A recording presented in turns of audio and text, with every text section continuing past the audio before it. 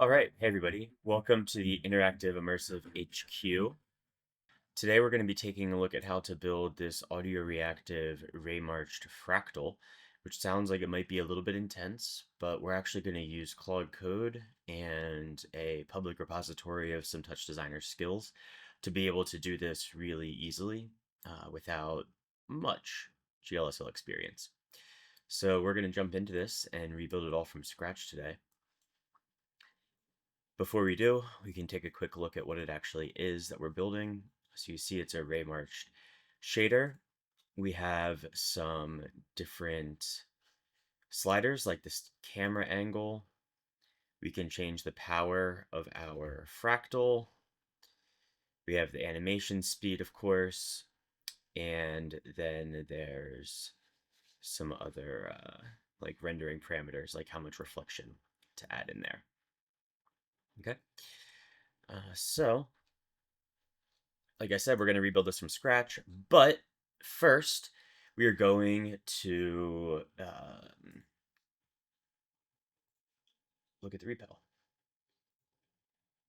So this is the repository that we're going to be looking at. You can see audiovisual production skills available, TouchDesigner, GLSL, Vertex, GLSL Pops, Vex, and Super Collider. So we're going to be doing TouchDesigner GLSL for this one, but we will go through the installation and everything. So let's first copy this repo, and then I'm going to go, I'm going to go and open up my VS Code. So I have a fresh VS Code install, or not install, but folder rather.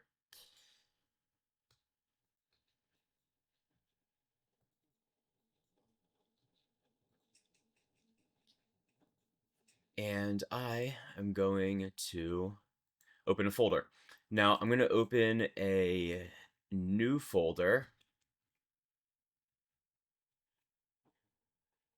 New folder. So this is our new folder, and I'll open a terminal. And so the first thing that we can do is basically just get Claude into our terminal. So I'm going to assume you kind of know how to use Claude Code at this point. I'm not going to do the full tutorial on that. But yeah, so this is a repo for creating TouchDesigner GLSL scripts using some skills, which you will need to download and install from this repo.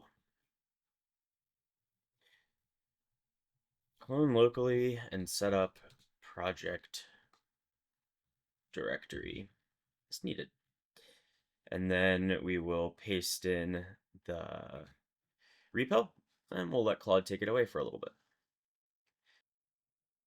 Okay, so now we've created our Claude MD, as well as a README that outlines what the skills are. I guess that's from the repo itself. So now we go to this installing skills into Claude Code. And I'm actually just going to go here and say, okay, set up. And you'll see here I'm using this .claude because that's where it tells me these are supposed to go. Claude and install skills to this project folder. And so we're just going to say, all right, do it yourself because I don't feel like it. And then we'll have a new folder with our skills. Of course, the folder structure is less important. You can do like a global installation of the skills instead of local. And there's a number of different like file structures. You could have all of this in one subrepo, whatever. I'm trying to do right now the most basic, most vanilla, easy to follow. So we can now take a look at, let's say, an example of this GLSL. So that's a shader example. That looks pretty good. And I think actually at this point, I want to just test. So let's say I will create a new folder. We'll call it shaders. And then I'll, in Claude, say in shaders, create a GLSL shader that will, without uniforms, create simplex noise. And so this is just going to test out our skills. You can see that we have successfully loaded this skill, even though I didn't actually call it explicitly. So that's very nice and helpful.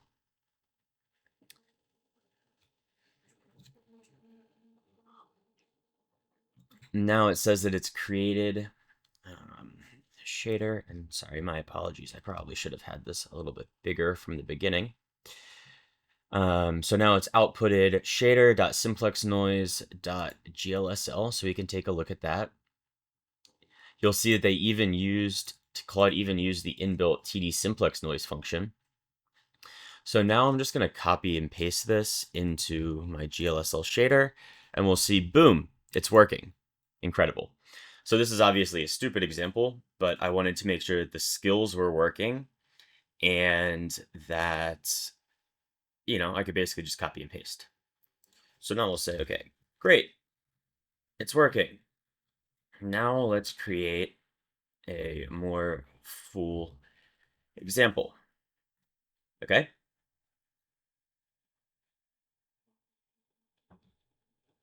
And for this full example, I'm going to use a ramp. Well, I'll get the ramp later. I'm going to use a GLSL, and I'm going to set this to, let's say 2048 by 2048, but this could be whatever you want it to be. And I'm going to set it to 16-bit float, and this is going to be my Raymarcher. Okay, so I said let's try a more full example, and, well, it sounds like Claude thought that I wanted to do a whole new noise example, but that's fine. Switching gears, write me a Mandelbulb fractal Raymarching GLSL shader, and then I'm going to add an instruction. Use define instead of uniforms for constants, and only create the most important uniform variables. The reason for that is we're going to have to create whatever uniforms in the shader in our GLSL top, and so we don't want it to be too crazy. So we'll just hit it with this, and we'll see what happens. Okay, so it's beginning to write our mandelbulb.glsl. Now, instead of copying and pasting this time, I'm going to actually go to my file, my GLSL pixel. I'm going to go to this new folder, to my shaders. I'm going to go to this Mandelbulb. I'll sync to the file. So now it's synced there. And now I'll go and I'll add my two vectors, U resolution and U time. And then my U resolution, I know right now is just 2048 in both for me. And we can already see that it's working. Things are working. And now maybe we want it to be a little bit more easy to animate. And so I'll say, great, working on first try.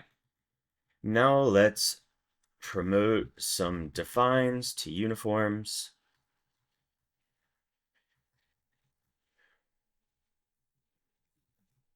Power.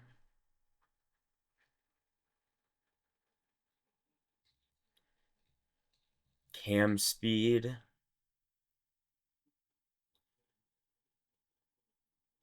and ambient occlusion. Also, add a treatment for an environment map, equirectangular texture. This, and then I'm going to tell it this will be STD 2D inputs 1.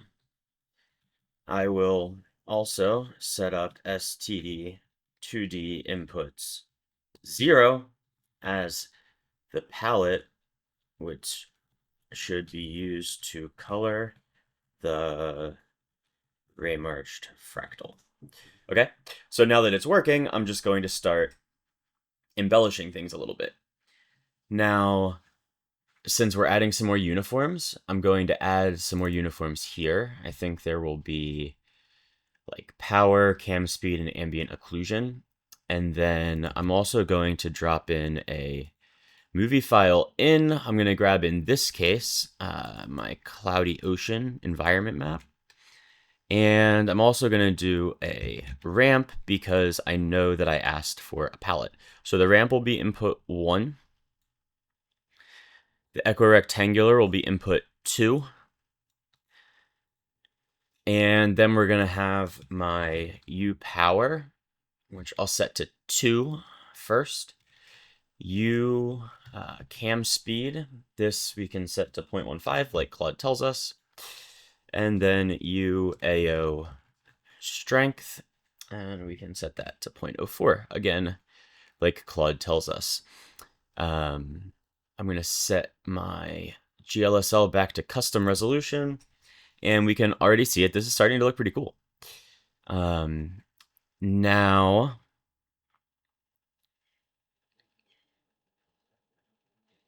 what else? We could change our palette a little bit. Start to have some more interesting sorts of colors.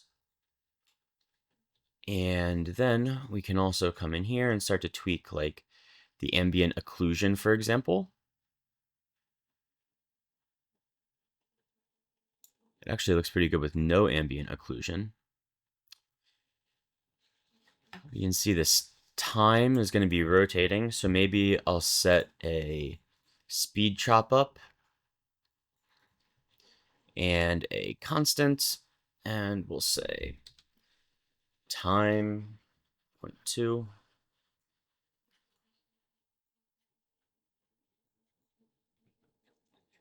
Moving.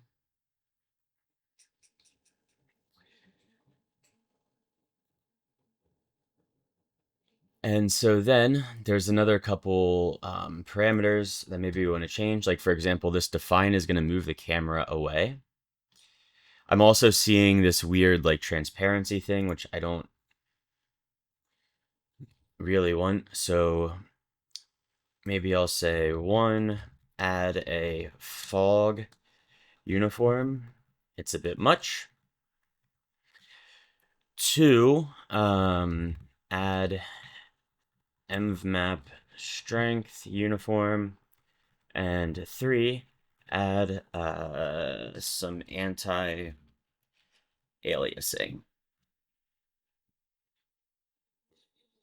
And then I'm going to just go ahead and add a ucam dist parameter,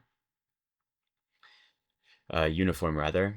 And instead of using this cam dist wherever it's at, I'm going to just replace that with my uniform manually because, well, I know how to do that. And we'll just add it here. Uniform float ucam dist.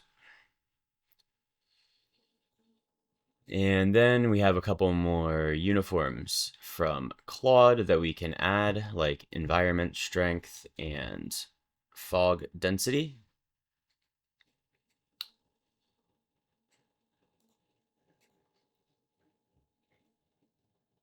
And then we'll wait for Claude to finish making our changes, and we'll see what our final looks like. Aha. Interesting, very interesting. We'll turn up our environment strength a little bit. Go back to 1.